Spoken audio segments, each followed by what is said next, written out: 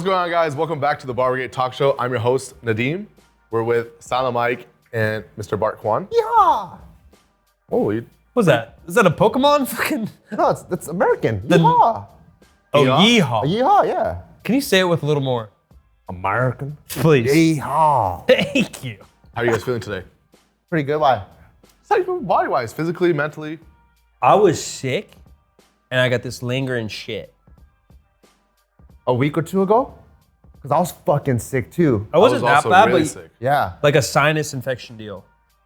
Oh, I had like the worst fever, like body really? aches, I wasn't that chills bad. in like probably over a decade. Mine was more of a lingering, slow one. But you recovered from that? Yeah. And I'm Is there recovering. anything that you've dealt with, like injury-wise, that took a while or like still you deal with right You now? fucking name it, dude. I've been lifting for like over 20 years. How'd you like deal with it? Like how'd So you I get over it? had tendonitis in the knee before. Huh? I've had. No, but it's not lingering. He said, what's still here? Oh, What's still here, or what's like the best way that you've dealt with One something? thing- I was just gonna give my history. One thing, what are you, fucking pediatrician? I don't give a fuck Yeah, about I your can't- mold on the No, left it's side like of your you- sack. You give your history so people know how badass you are. Yeah, I've had, see, I've had. Show me your scars. I don't have fucking David Goggins pissing blood running like 70 miles, but I had tendonitis. Yeah, I had sciatica before. yeah, I've pulled my hamstring twice. yeah. I've had Vaginosis? vaginosis in larger cases. I've had hurt. Large vag. Yeah, I hurt my shoulder. I have tendonitis in the elbows. And You, right. you have hurt shoulders, tendonitis, and stuff like that, but is there anything like an actual injury like that prevented you from training? Yeah, pulled hamstring. Pull hamstring. Like What'd you do to like deal with that? So that one I had to, it was a very structured approach. I pulled my hamstring. And so what I had to do is like, I use the Rogue floss Yeah. to kind of keep like a tighter muscle, a stronger muscle. And then pretty much like the general like physical therapy school of thought is you want to train in ranges of motion that are pain-free, and you slowly scale that. So I started with like way above parallel box squats with the band around my hamstring. And every like week or two, I would lower it an inch, lower an inch, lower an inch. And then after about like 8 weeks, I was able to be back to pretty much close to the weight that I was at without it building scar tissue. And because, you know, a lot of people like the traditional like school of medicine would just be like, oh, you're hurt, just don't squat. Yeah. But that's the worst thing you can do because then you build scar tissue. And Yeah, then, rest. Yeah, and the first time you go, rest, ice, compression, elevation. yeah, and then like you squat for the first time, and then your mobility sucks, you haven't been moving. So I pretty much did that to heal my hamstring. Movement's this- medicine, baby.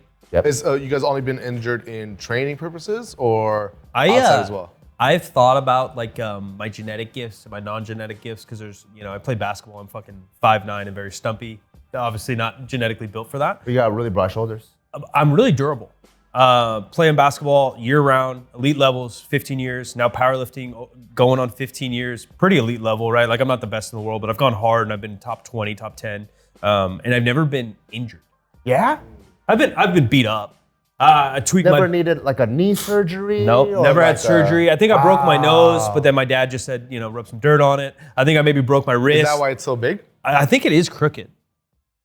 Oh yeah. Yeah, it's I different. know big. I'm saying it so excitedly, but I can see it. Yeah, it got a little fucked, and then maybe like a digit. You know, sometimes you don't know. Yeah, my finger. Yeah, but no. Powerlifting, I tweaked my back really bad, and then I've just had to like maybe skip some Don't barbell you have stuff. like a hip pain or something? Yeah, my low back is Yeah. like the main thing, but it's not like injured. I've never broke my back. Everyone's Oh, got like a clear diagnosis. Like, this is do not this. right. Like this won't fix unless you do this. Yeah, you yeah, know, yeah.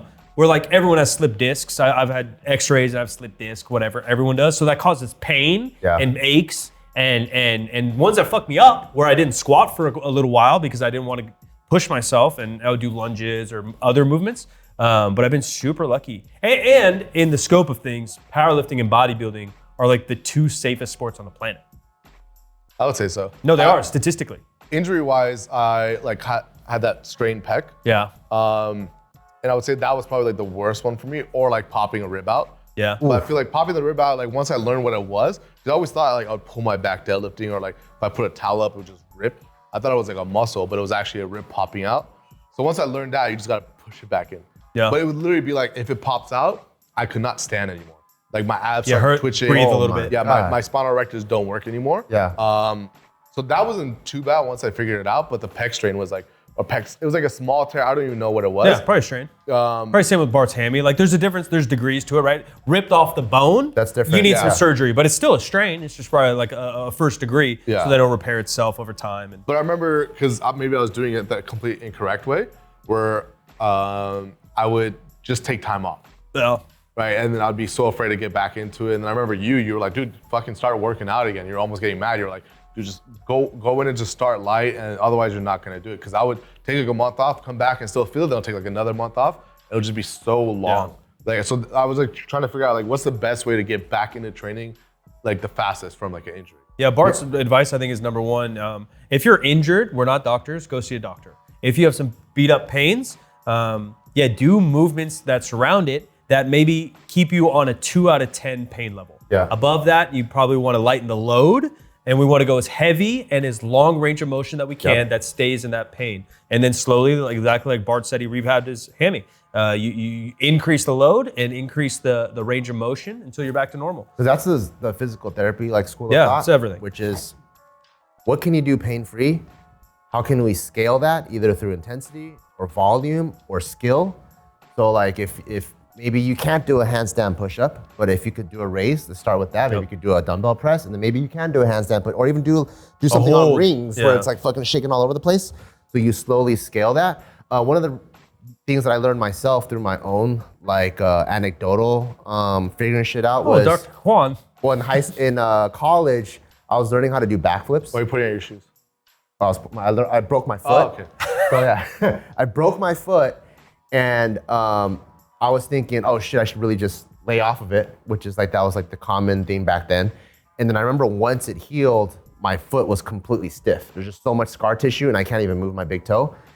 And I had to do probably like 2 months worth of weekly Graston to break all the scar tissue, and it hurt so fucking much that I was asking the doctor, I was like, what could I have done to not have to go through this shit? And he goes, honestly, as soon as you break it, if you can, even try to wiggle your toes pain-free, and that will let your body know I need to continue to use this, and so it won't just shell up like that. And I was like, oh shit, I never thought of it like that. So now, anytime I hurt something, I don't just lay off of it completely. I find a pain-free range of motion, and I slowly scale it. But imagine you never went through the Graston. You would have been just fucked the rest of your life. I always had a stiff foot, yeah. Yeah, wrist, ankles, feet get weird because there's so many bones in there. Yeah. And so all that's a little, like you break your shin, it's kind of like you got one bone, you know, it's gonna be a little more black and white. Yeah. You can break like 30 bones in this little Yeah, like bitch. right there, yep. Yeah, it gets crazy. Right now I'm dealing with from travel, I was like misaligned in the fucking, like travel is like the worst because you're fucking scrunched up in an airplane and shit. And then you go to a hotel and you're not really sleeping in your bed. And then if you're doing multiple. Why do they always have shit pillows? I don't know. The one that I think helped me tweak my neck, it was a big ass pillow that made me sleep like this. And I tried to sleep without it, but it was too much. And then the other day I was doing an overhead press, and literally from this point to this point where I'm like locking out, I feel the pop in my back, and I'm like, oh fuck. And then In a good way or bad way? Like it fixed bad way, no, bad way. And then the rest of the day I had to film, so like I'm just like using the same exact muscles to keep my head straight. And then fucking the next morning I woke up, I'm like, oh shit, like this. And same idea though. Most people would be like, I'm just gonna lay on the couch, and then you get it extra stiff. We're like going for a walk and trying to be as normal as you can. Yeah, Probably the best way to fix anything like that. Yeah. So what's a common injury that I would say like most powerlifters or bodybuilders, just athletes, get in the gym? One, I think a big issue with lifters, and this is no offense to all of them, but a lot of them had never been injured or played sports. So they think like, and I get this question all the time, Mike, my back hurts when I deadlift. Like, yeah, bitch, you're trying to lift the heaviest load you've ever lifted with muscles you don't use that often. It's gonna hurt. And there's a big difference between hurt and aching and being beat up and an injury, right? Like Bart said, he broke his foot before he even powerlifted. You know what that pain is. Yeah. It's so much different than a deadlift session where your back gets locked up. I think the majority of folks can fix, again, not injuries, go to a fucking doctor, don't listen to us on YouTube, but the majority of folks that are beat up and not sure can fix 90% of problems by staying properly hydrated and walking, right? Because you do all these extremely hard, difficult movements, squats, deadlifts with max loads, and then you're sitting like this at your desk or on your couch watching fucking like 6 anime hours? all day, the rest of your day, and you do nothing else. Rather than if you walk, half a mile in the morning, you get a training session, you do some work. Midway through your work day, you do another half mile, you do a half mile at night. You're gonna feel so much better. Like walking and movement is truly medicine. Even bodyweight lunges, when I start mid-work, my back will lock up on me. I'll do lunges, I look like an idiot. I'll do lunges down and back from my kitchen to my workstation on my couch just to like free up my hips and get some blood going to my back. My back's never hurt. I would say I probably made every mistake in lifting that any beginner can, because when I was lifting, even when we started barbell, I was literally adopting practices as the leaders of the industry were releasing articles at the time. So Louis Simmons would drop an article, or Juggernaut would drop an article, or T Nation, whatever. I'm literally like at the forefront. So all the stuff that people know now, that's common practice, like they know because people like us have made mistakes. So for me, I'm like, oh shit, strength is all about frequency. Before it was like you squat once a week. Now people squat 2, 3, 4, 5 times a week. Yeah. My stupid ass was like, fuck, let's squat 5 times a week. Yeah, boom. Going from once a week. I did the same. Tendinitis immediately. I'm like, oh, okay. So if you scale too frequently, too fast, you get tendinitis. There's a reason why coaches will go, let's get you two times a week for a couple of weeks. Is it progressing 3 times and you slowly want to stay not only sub-maximal, but sub-injury? Another thing was when sumo first came back, I would say maybe 2015, 2016. I was like, oh shit, everyone's trying to max leverages. I remember I changed my squat to as wide as possible and pull sumo, and I fucking pulled my groin too. Yeah.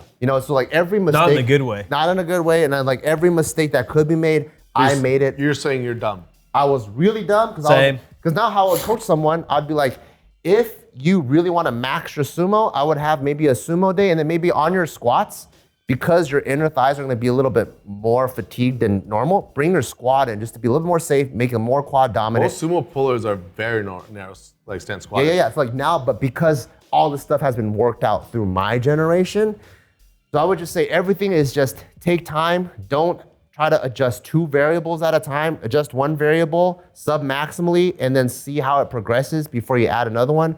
Because in our day, it was just 3 articles said one thing, my whole program changes and you just take it to the max and you get fucked. I couldn't agree more. And then on top of that, if you do that, and then if you look at not only what you're doing in the gym, but more likely what you're doing out of the gym, right? Because we're spending an hour in the gym. What are we doing the other 23 hours that may be causing some of these issues? You'll be a lot less likely to have pains. Nice. Cool. Well, thanks for the knowledge. Now, if I get injured, I'll call us. Blame it on us. Start lifting. You guys can Venmo us for your doctor consultations. Doogie Howser. Signing out.